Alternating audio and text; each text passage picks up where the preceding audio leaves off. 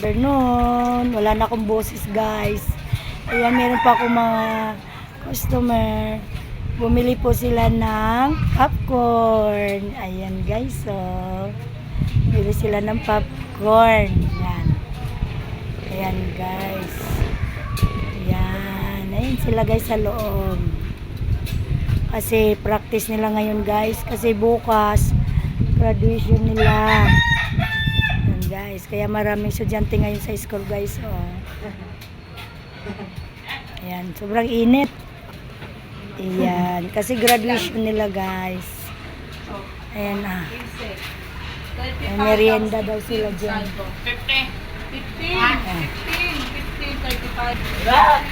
Ayan. Ayan na guys. Dumating din yung ating deliver na ice cream. Ano ba yan? Ayan guys.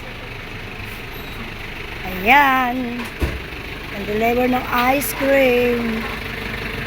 Ayan. Wait lang guys ha. Ano yun ko mo guys. Tawagan ko yung aking partner. Bye guys. Maya ulit. Bye bye.